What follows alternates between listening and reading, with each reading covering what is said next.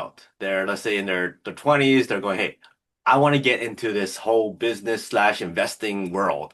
Mhm. What's the first thing that you tell them? Is real estate still the best way to go? Is stocks the best way to go? What is it that you would kind of advise them with? At the end of the day, you got to find what works for you. I love real estate. Is it always the best time to get into real estate? I mean, right now, it depends. That's my favorite answer for everything is it depends.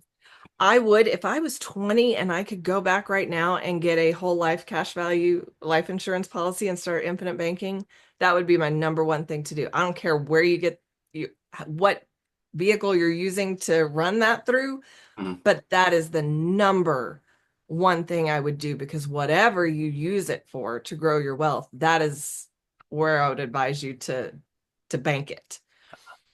So I would say start infinite banking right now. Mhm. And then as far, I mean, you want to talk about gold, precious metals right now because of where the stock market is. Yes, I would invest in that. And it's playing the game, right? There's always a strategy of where the market is right now. And, with real estate, if it's going to start going down, that's the perfect time to buy.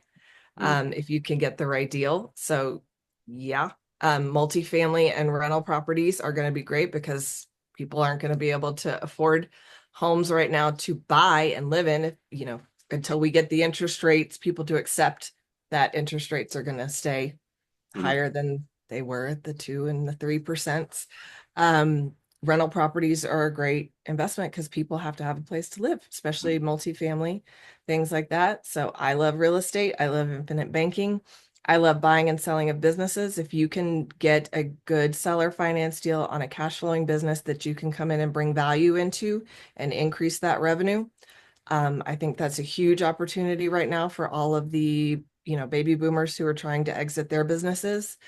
There's a ton of opportunity out there if you have the right strategy to go into it in the acquisition. And that is the key is do you know how to get the right deal on whatever it is that you're buying?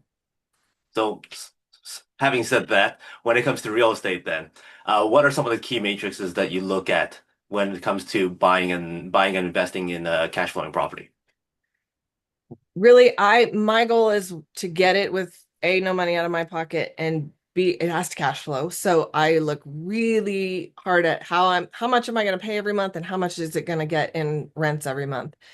Obviously, what's my cap rate? What am I going to be spending every month on this property? And I have to look at, can I get it seller financed?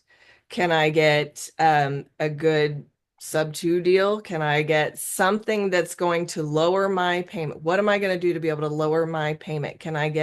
I've done joint venture partnerships where can you bring the money or the credit and I'll do the rehab, and that way we lower our cost and we get the rents and we split the profits and all those things. What is the best way for me to acquire this property that's going to ensure that it cash flows and appreciates? What's the market around that area to make sure that it appreciates? Whatever we do, how long are we going to hold it? Is it going to be a good opportunity to eventually, no matter how we get it, do a DSCR, pull out some equity and go do that again? I mean, it's the typical Burr method that everybody uses. It's just how are you going to get it in the first place and get it up and going?